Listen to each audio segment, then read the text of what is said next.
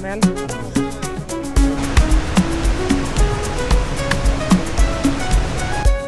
Okay. Alright.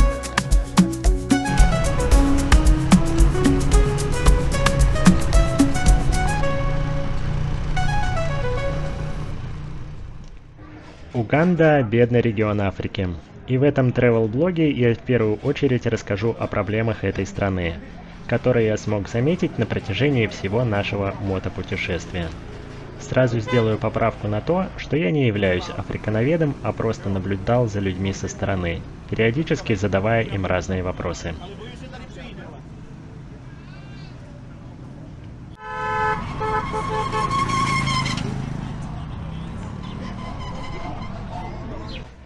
Местное население в Африке, как правило, самодостаточное и легко снабжает себя самыми простыми вещами от еды до одежды.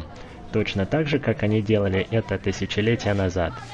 Другой вопрос, что сделать с тотальной нищетой, образованием, здравоохранением и самозанятостью, которые с тех времен, видимо, так и не претерпели никаких изменений. Собственно, так и получился этот блог, в каждой главе которого я буду поднимать одну или несколько проблем африканского населения, которые так или иначе требуют внимания со стороны международных агентств по развитию. Říkám, že je to Afrika. Afrika! Je to drsný. Tady.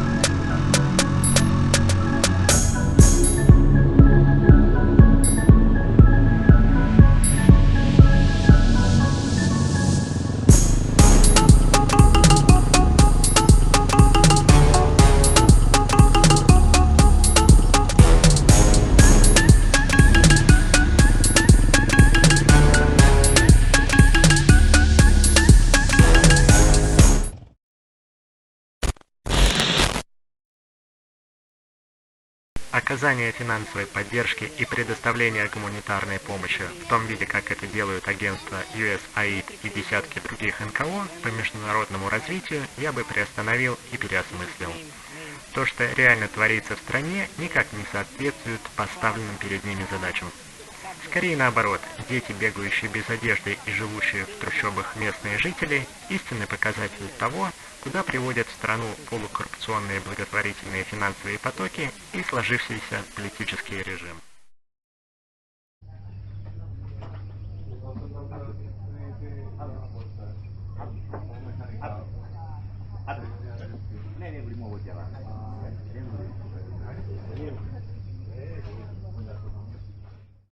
Привет, день первого нашего путешествия. Это Уганда. Мы остановились на реке Нил. Посмотрите, как тут круто. Там наша палатка, где мы спали. Cabrera crocodile. Cabrera caimane. Cabrera crocodile. А це ти можеш сказати. Весь транспорт в Уганде крайне изношен и находится в плачевном состоянии. Практически все арендованные мотоциклы под конец первой недели так или иначе вышли из строя по самым разным причинам. В предоставленном мотопарке были преимущественно японские модели 90-х годов, названия которых даже сложно вспомнить, поскольку они были выпущены до моего рождения. Моя оранжевая Honda XL250, произведенная в 82-м, прослужила мне 2 дня, с уставшими барабанными тормозами, протекающим баком, неработающей приборной панелью, отваливающейся лапкой передач и, наконец, вылетевшим распредвалом, отправилась на покой довольно быстро. В общем, смотрите дальше, будет еще интересней.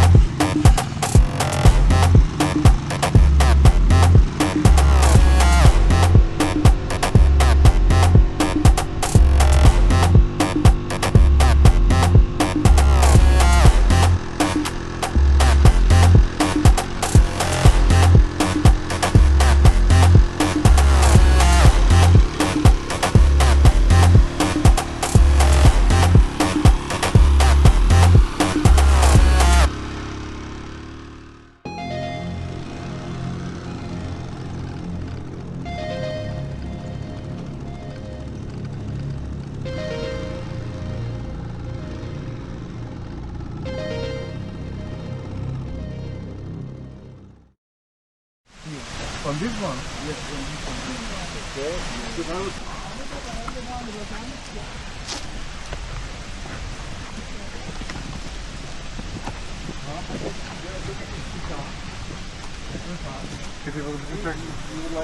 Водопады Сипу. Ciao. Чао. Oh, Very tall. we have a trail going like that and we come round up. Yeah. And then on the rope, go down.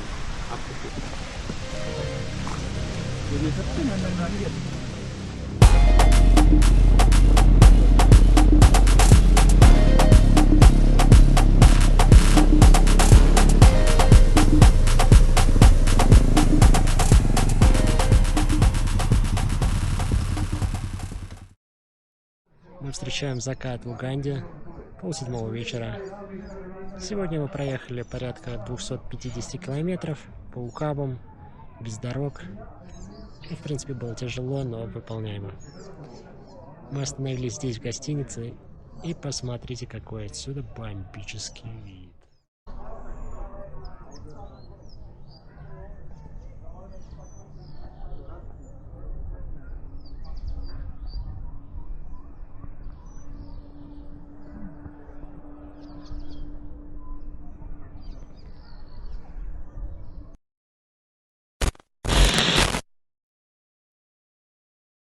Выпрашиванием денег занимаются тут абсолютно все и на каждом углу. Это, я считаю, просто разлагает африканское общество в прямом и переносном смысле. Are you going to give me money? Fuck, no, not for the money, because... Так как для многих это становится основным видом деятельности и способом заработка по жизни. Все мои разговоры на улице с местными людьми оканчивались просьбой дать им денег. Как страшно это бы ни звучало, но в их глазах белый человек равно деньги. Если вы думаете, что они попрошайничают ради еды, вы ошибаетесь. День третий нашего путешествия. Мы сломались. Вернее, сломалась Ямаха. Она выглядела как новая, но у нее перегрелись тормоза передние.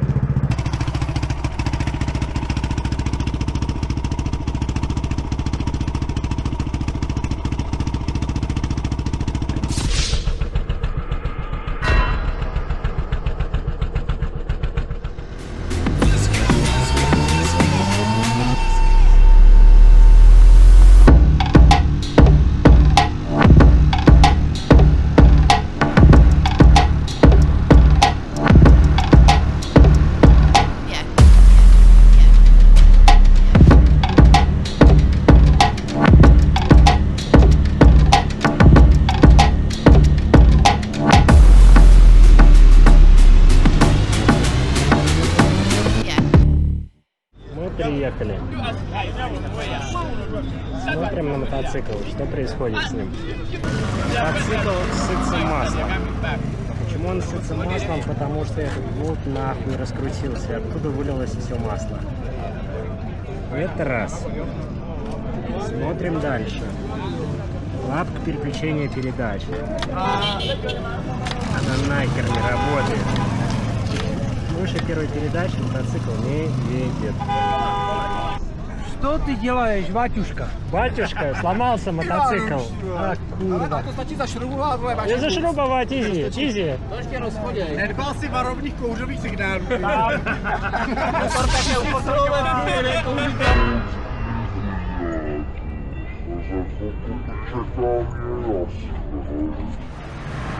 Доехали на заправку.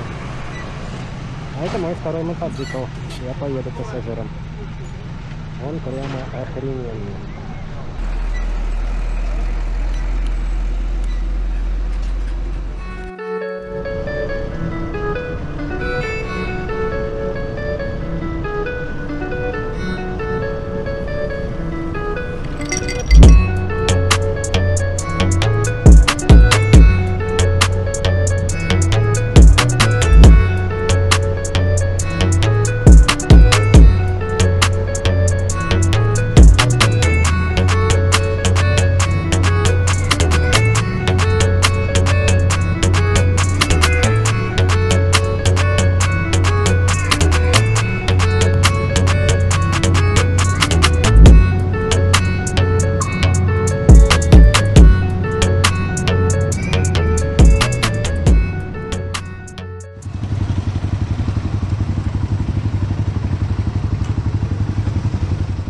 Конец третьего дня. Мы приехали в отель. Ну, кто-то приехал на машине, потому что моторка отдыхает.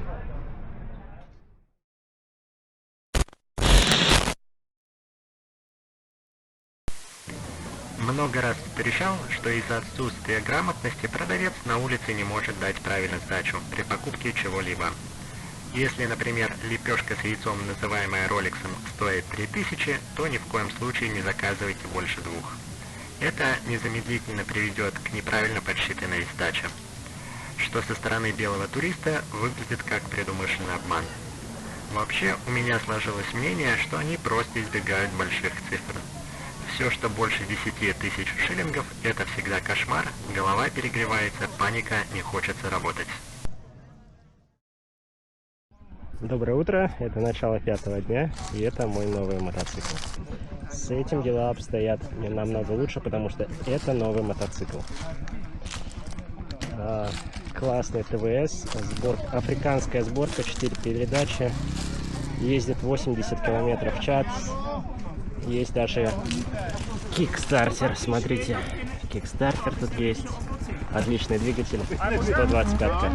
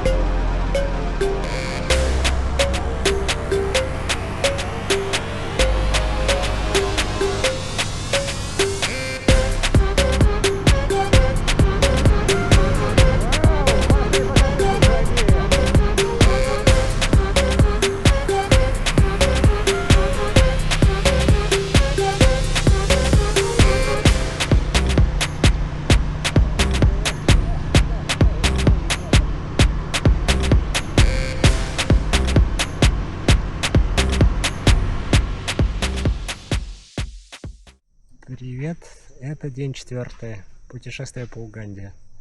Мы остановились около озера Альберт. Сейчас посмотрю. Называется Мурхисон национальный парк. В принципе, мы тут на въезде. Собственно говоря, гостиница. Вот там вот домики небольшие. Двухместная гостиница, в принципе, с туалетом и с кроватью. Этого достаточно. Но все остальное тоже довольно классно. Смотрите сами.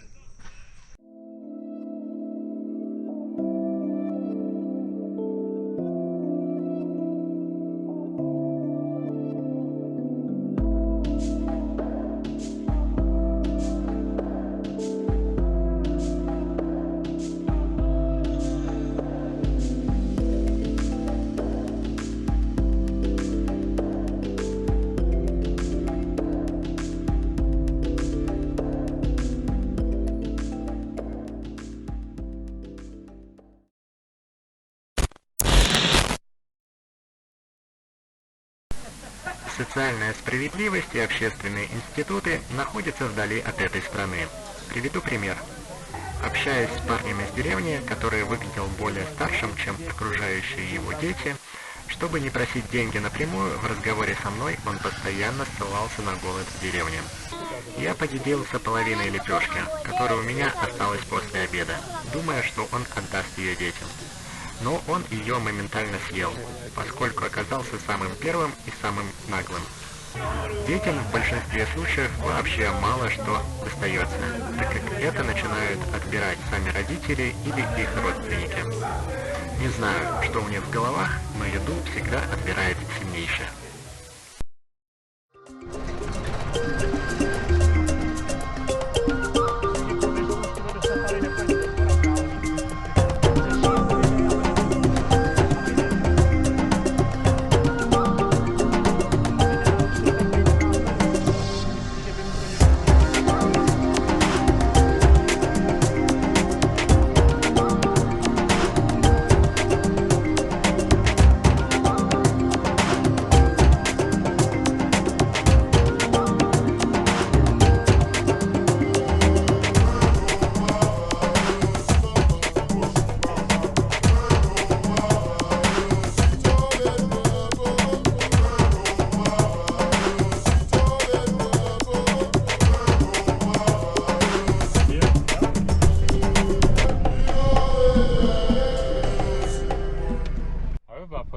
is a group of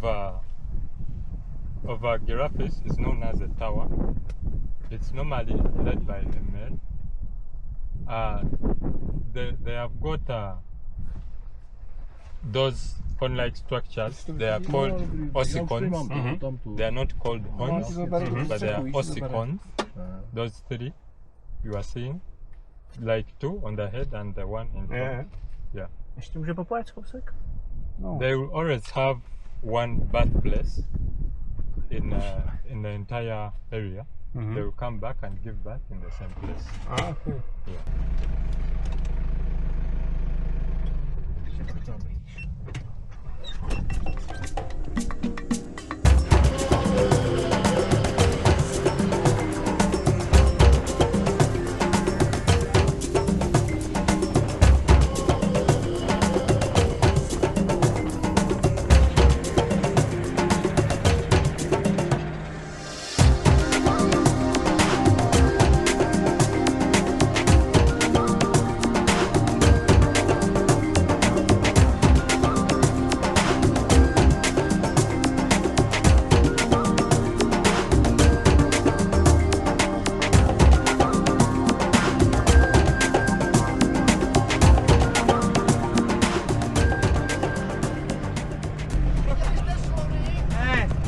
Ale vidět jsme lva? Jo, Ale v dálce. tak asi tak z kilometru. Fouska jsme tahali, vole. Obrať nevypadneš, ty vole. Bobra jsme taky viděli.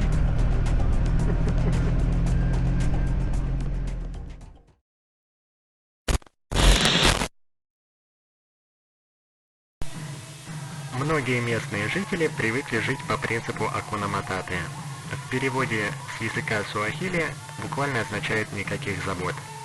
Такая философия считается принципом счастья в Уганде, и одновременно с этим вся эта беззаботная, слегка наивная концепция держится на постоянном перекладывании ответственности на плечи других людей.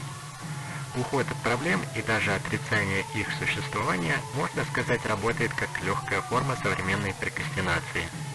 Она является частью жизни общества, объясняет многие их поступки и определяет его поведение.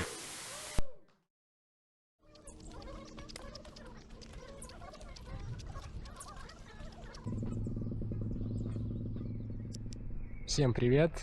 Начало 6-го дня. Собственно, ночь мы провели вот в таком замечательном лагере. Из интересных вещей, которые происходили ночью, это... Угадайте, кто вокруг дома ходит. Вокруг дома прыгает семья гиппопотамов. Их вроде охранник распугал с помощью фонарика. Но мы сейчас пойдем заселяться и увидим, нет ли никого внутри. В общем, было так довольно интересно увидеть их ночью прямо здесь, на лужайке.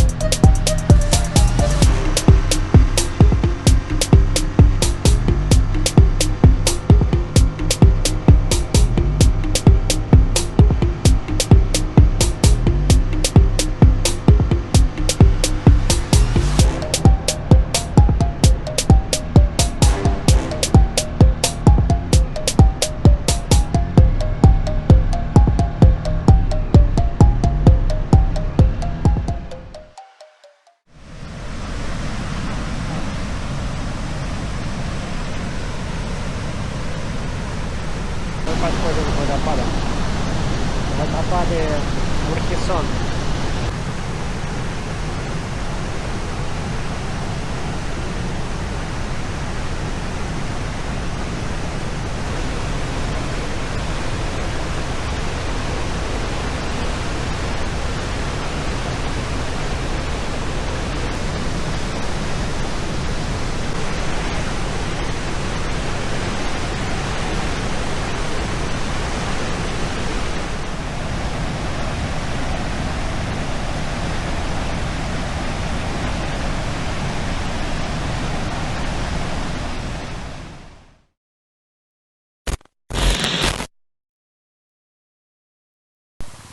Как всегда это и бывает, я натолкнулся на пьющего местного жителя, который говорил, что люди Уганды — это люди Бога. Now let me stand.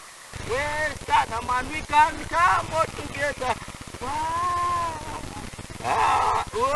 Браво, браво! Вообще тема религии, наверное, как и в любом африканском обществе, занимает тут отдельное место. Очень много схожих моментов в концептуальном понимании христианской духовности. Но в большей части это симбиоз шаманизма, вудуизма и других языческих практик. Понятно, что такой компот из религий способствует появлению повстанческих сект, вроде армии сопротивления Бога, подкрепляя веру в непонятно кого алкоголем, музыкой и другими психотропными веществами местного производства. Еще раз всем привет. День 7. Начало путешествия начинается с ремонта. Ну, собственно говоря, как чинить колесо в полевых условиях. Здесь у нас обычный прокол, на самом деле.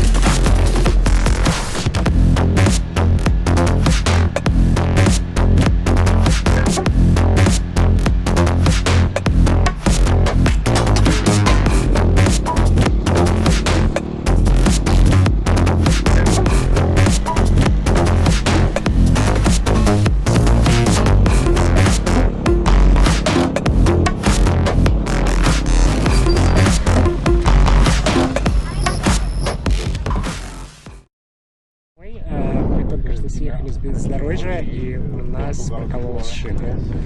Это вторая модель мотоцикла. ТВС новые, и уже прокололи шину. Мотоцикл стоит без колеса.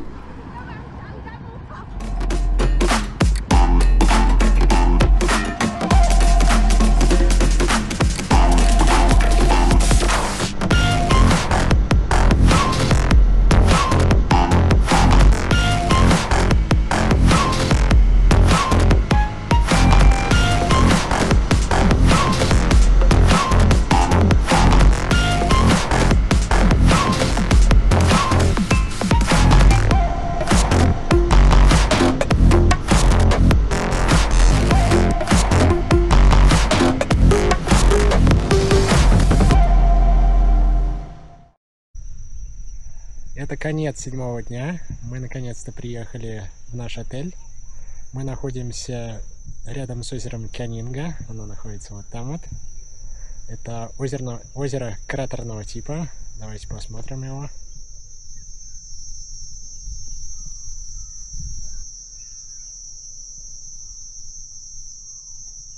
Сегодня был довольно тяжелый день. У нас случилось 2 прокола, соответственно 2 остановки. Потратили много времени. Еще дополнительно была довольно сложная трасса. Мы ехали, наверное, основную часть по бездорожью. И дороги тут, к сожалению, не то чтобы ровные. Иногда они ровные, иногда их просто нету. В общем, надо прыгать по кочкам и постоянно что-то переезжать. Сегодня даже меня катапультировало немного. Но, в принципе, там ничего страшного. Отряхнулся, поехал дальше. Ну, было забавно, было забавно. Ivan se tam válí.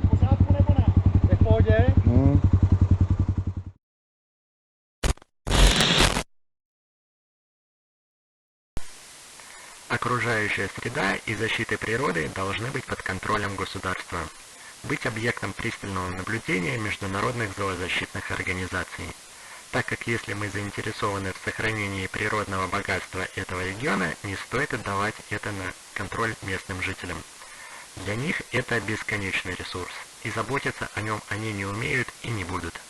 Особенно когда основной частью экспорта страны занимали шкуры животных и слоновая кость. Так, доброе утро. Это 8-й день. И у нас это свободный день, поэтому мы решили погулять по джунглям. Собственно говоря, мы идем вокруг озера. И сейчас мы идем лесной тропой. Ну, в принципе, вот так вот это выглядит. Идем дальше. Посмотрим, что будет интересного.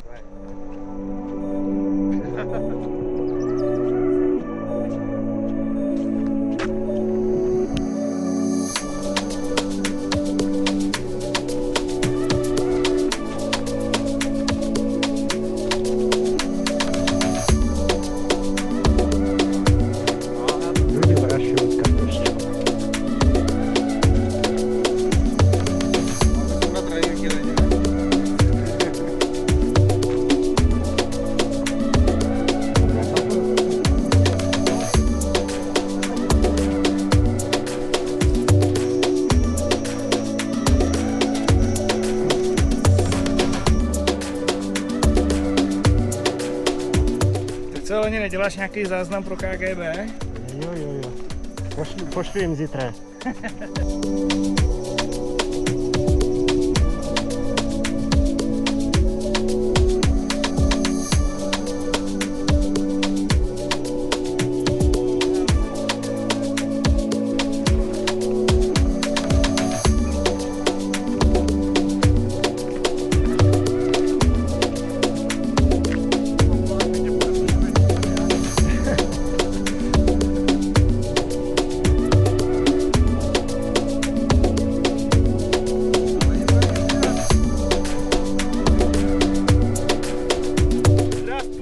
Здравствуйте.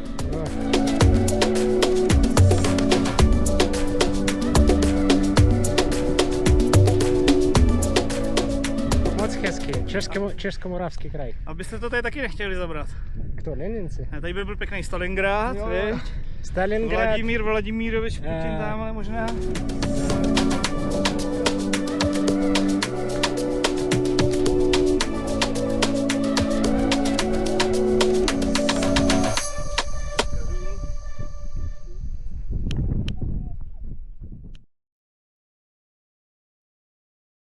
Okay. They're also with you in the group? Yes. But they are But lost. the group is 27 kilometers. What? How comes you guys go ahead? It was very quick.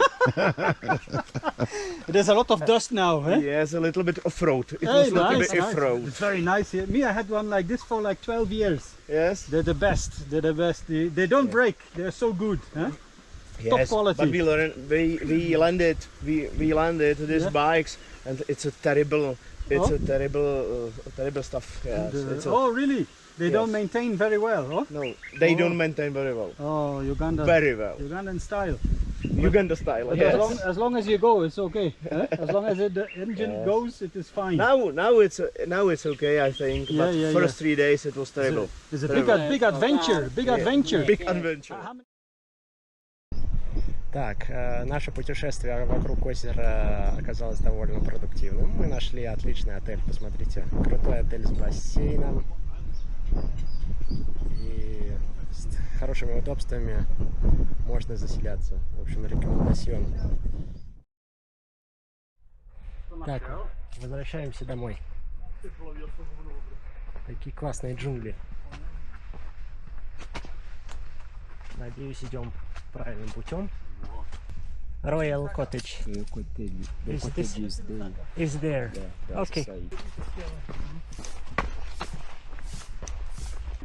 Fine. Sorry. Welcome. We have any loose. It is not yet ready. So No, sorry. we lost here. I know you are the motor guys. Yes, we are going that way. Thank you. Ну вот, у нас теперь есть гид. You follow the dog. Follow the dog. Okay, thank you, sir. The secret way. Enjoy, Thank you guys. so much. Так, все, вылезли куда нам нужно.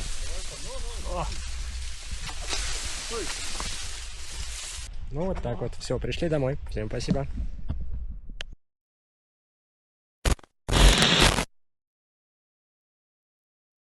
Культ огня по-прежнему царит в головах у людей. Это может выражаться в самых простых бытовых практиках. Жгут мусор прямо на дорогах, там же готовят пищу и просто живут с местом, где бесконечно тлеет мусор. Я спросил, почему в национальном парке столько много пожаров. Мне ответили, что траву поджигают специально, потому что это дает питательную среду для новых побегов. При этом мне так и не смогли объяснить, кто следит за распространением пожаров. Флора и фауна при таком безответственном подходе просто уничтожается. Наверное, огонь считается для многих из них символом вечного обновления, бессмертия еще со времен палеолита. Ну что, это типа день 9. У нас очередная проблема с мотоциклом, на этот раз с тросиком сцепления. Где-то машина хорошая, шофер хуёвый.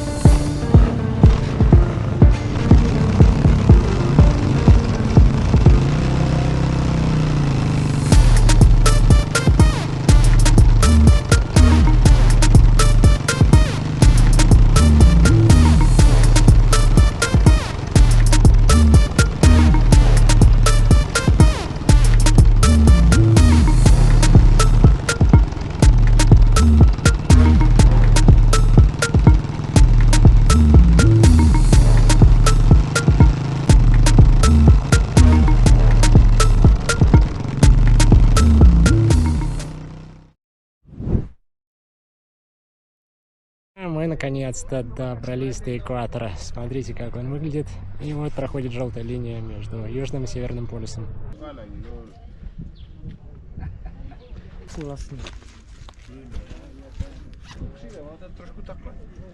Ale na druhou stranu.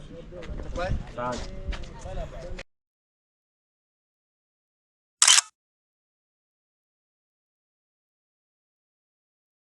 Так, мы приехали в национальный парк Queen Elizabeth, чтобы посмотреть слона. Сейчас, наверное, 30 градусов жары, и поэтому слон находится в воде. Посмотрите на него.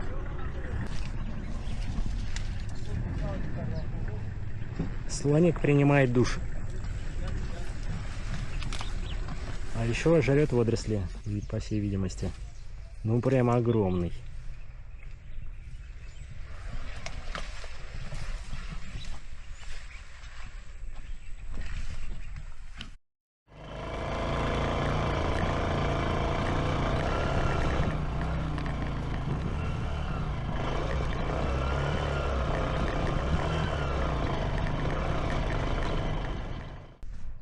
В общем, мы пришли к месту, где находятся гиппопотамы, но тут, видимо, еще и крокодилы, поэтому мы близко подходить не будем, чтобы не схавали нас.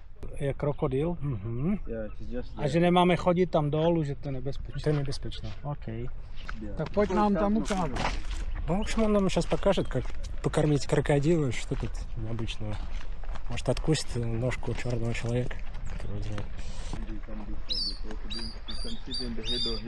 Tam je krokodil, tam je druhý krokodil. That's the young one, the big one. Two krokodil. There are three now, 1, 2, 3. Окей. Так, вот это товарищи гиппопотамы. Нам сказали, пока они в воде, все нормально. Как они только выходят из воды, они становятся опасными. Поэтому нам надо уходить, потому что они, видимо, возбудились. Вот черт.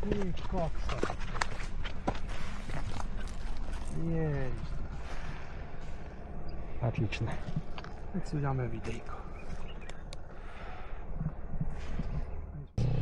Ну вот, посмотрели на гиппопотамов. Сейчас едем вверх по дороге смотреть, искать других животных. Поехали.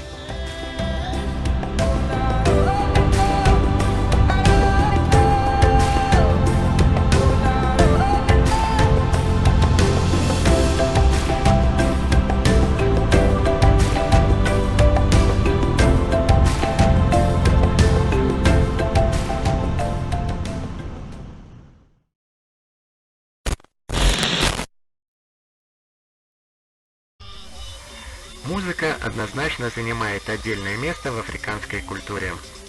Она служит краеугольным камнем в местных обрядах и церемониях, передается из поколения в поколение и является стимулом для вдохновления окружающих. Однако то количество нежелаемых звуков и музыки, играющей в общественных местах, однозначно мешает местным жителям, нуждающимся в покое. Естественный звук природы также уходит на второй план. Часто в проезжающем мимо автотранспорте стоит аудиоусилитель, и во всеуслышание работает аудиооповещение или ведется радиопередача, которая может не затихать до 4 утра.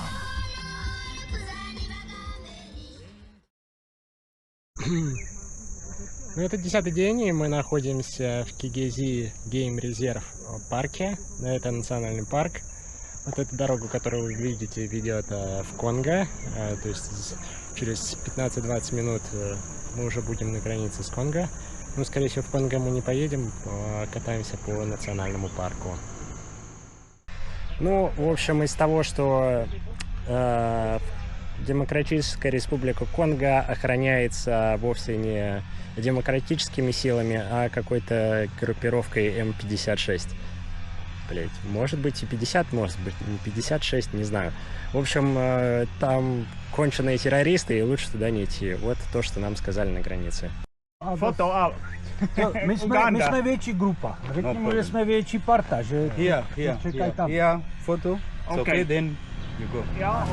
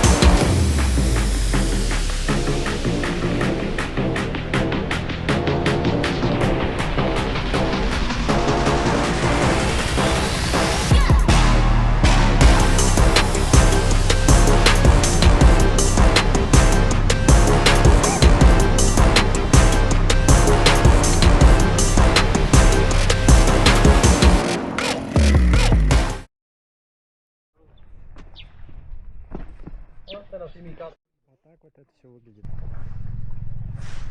Сейчас мы ребят спросим, что они делают. Это, скорее всего, кирпичный завод.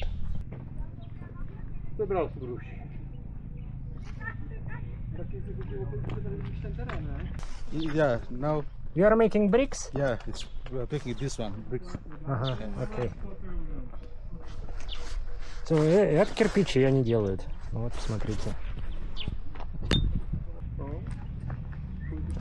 Это непонятно, чем они их тут смазывают. Но это, видимо, работает.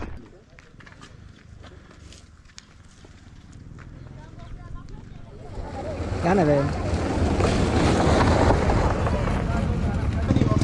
Sama malo. Sama malo. Give us something. No, teď mám zapáleno.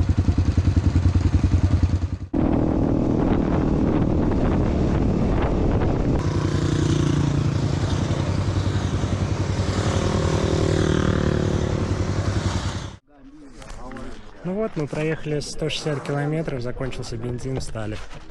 После этого было ожидать. На этих чудо-кроссовых мотоциклах 80-х годов больше 160 точно не проедешь.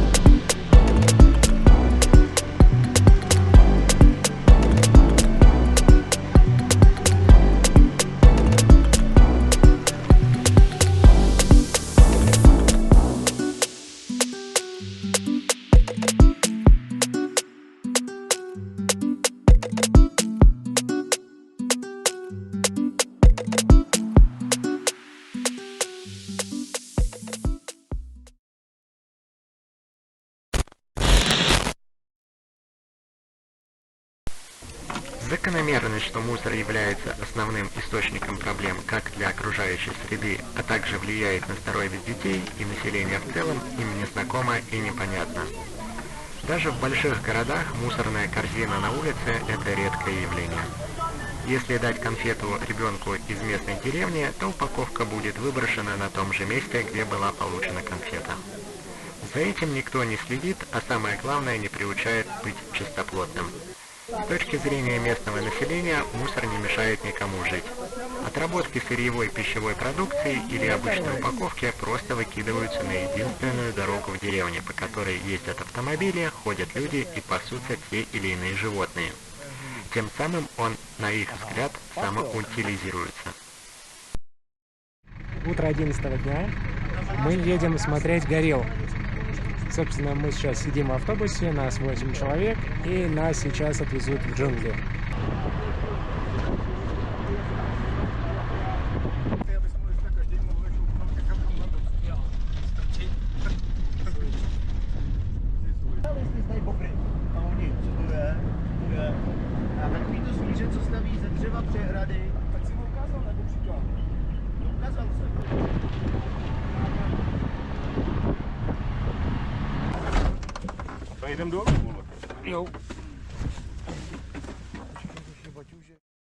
Так, мы приехали, спускаемся в джунгли. Позади нас идет наш гид. В общем, довольно крутой спуск здесь, поэтому надо быть аккуратней.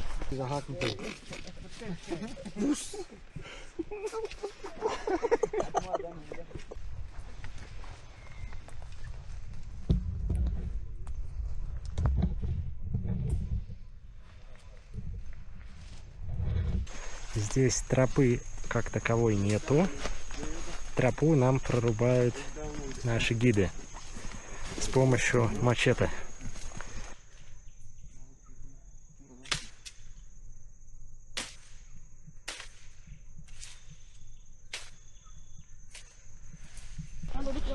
Тут могут быть и змеи, и гориллы, и кабаны. Ну, я думаю, что они знают, куда нас ведут.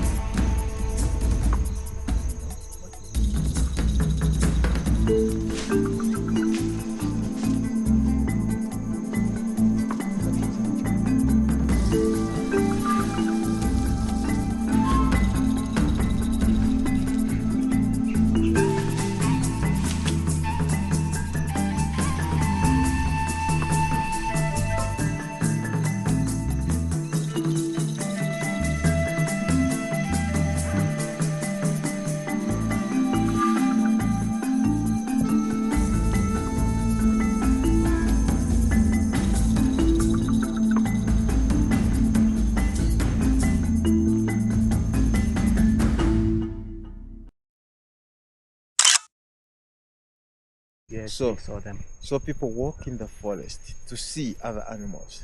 Then we have birds, which are endemic to this Alberton Rift, Yes. and nowhere else you can find them. So we do get people for bird watching.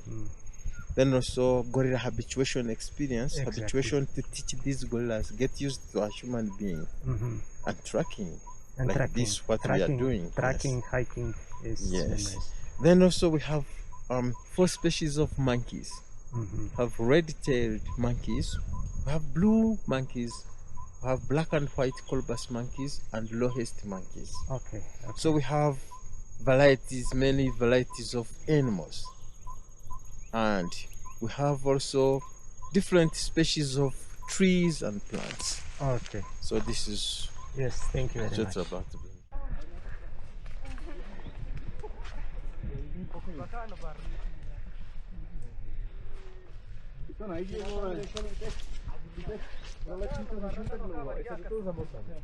Then Lenin. Lenin? Tell us. Tell us. Thank you for the wonderful trip. Thank you for everybody. It was very nice. Thank you for showing us these jungles, the monkeys. Please take care about the monkeys, about the nature, because Uganda is the best. Then we come for Thomas.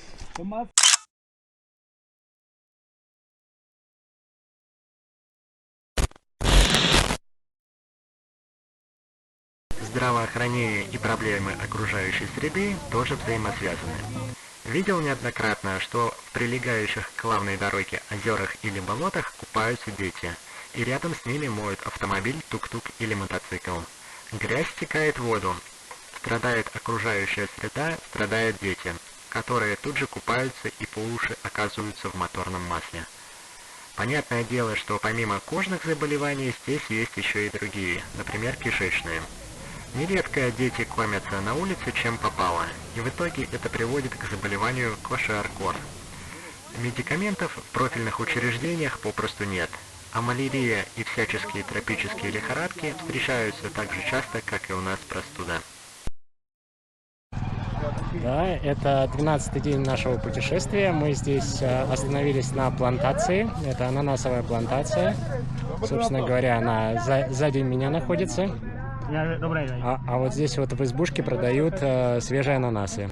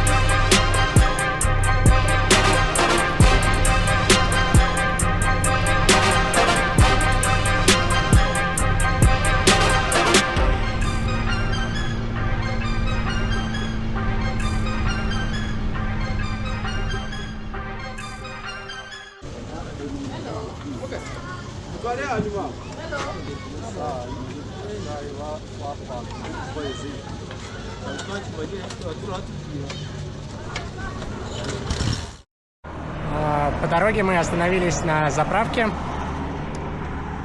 Собственно, заправились, и тут рядом есть небольшой магазин, в котором продаются электромотоциклы. Давайте посмотрим. Just put coolant. Coolant. Yeah, we take on the coolant. Now, this is the toolbox. And now this is no battery. Then for them, we want to charge batteries. 8 million. 8 million? Yeah. Okay.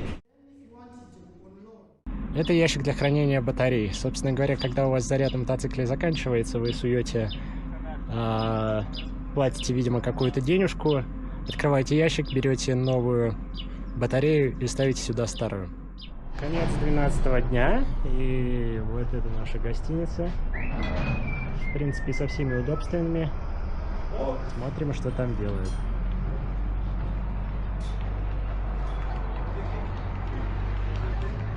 Там, видимо, настилают новую крышу.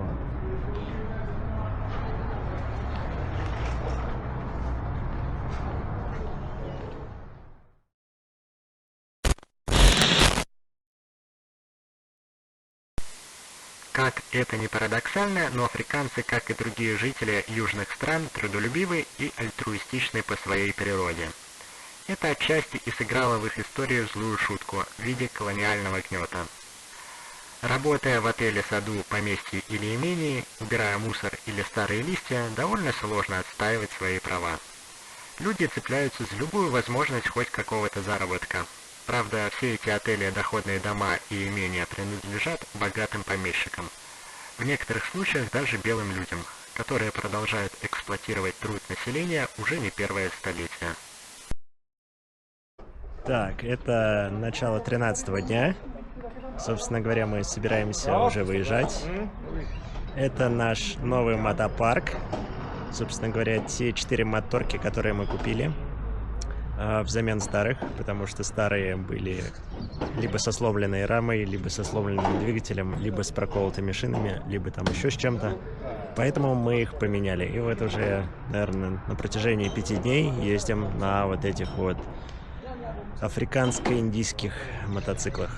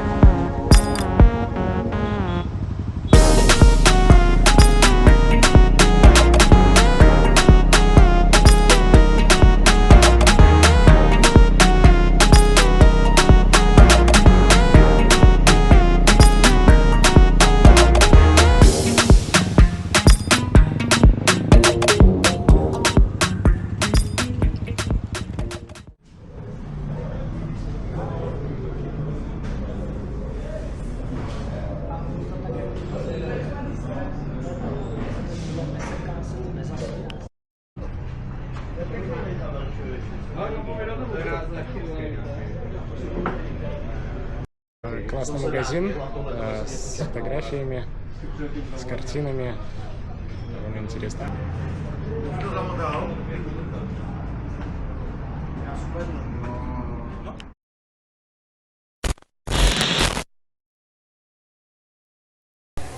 Довольно часто женщины выполняют мужскую работу, например, работая в отеле и таская багаж. Вообще, сильная женщина – это относится ко многим народам, но из-за полигамии здесь это видно довольно отчетливо. Очень часто супруга после рождения очередного ребенка остается без поддержки, а иметь 10 семей для мужа – это считается в порядке вещей. То есть получается, что социальные институты семьи и брака не построены или просто отсутствуют. Угнетенное положение женщин и детей в плане социальных прав делает общество патриархально ориентированным, подвергая слабый пол дискриминации и гендерному насилию.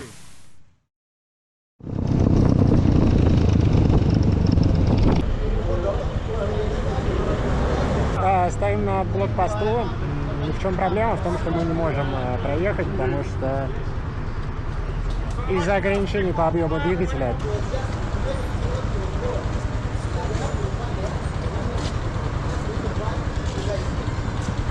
Ну вот так вот. Решаем вопрос. No María Gabriela toca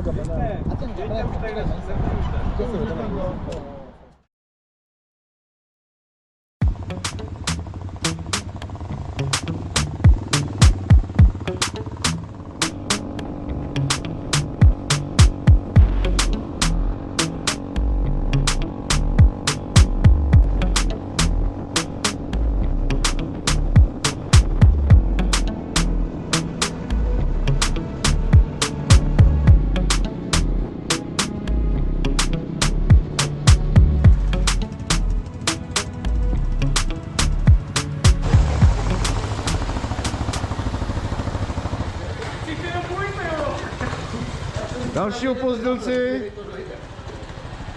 Vy se ztratíte i na rovině, ty vole. Mluvíš o benzín, ty vole. Vy jste všichni troubili. Tady máme přivítání i s muzikou. Tady už jsme jednou byli.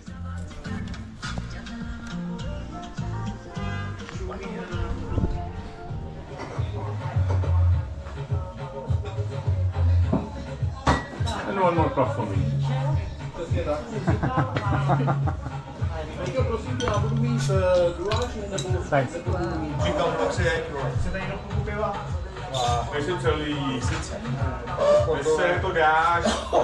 Je to jontový nápoj, řekla mi to lékařka. Já ti věřím. Mám stejný názor. Ale Sprite bych si... Tak si dej klidně z Sprite. Ale to nechci. Furt se to dopije, furt se to dopije, jestli jaký říkej. To dopije, ne, to pivo si dej, vole. Собственно говоря, это последний день нашего путешествия. Мы улетаем из НТБ в Брюссель. Это будет ночной рейс. В принципе, путешествие можно считать удачным.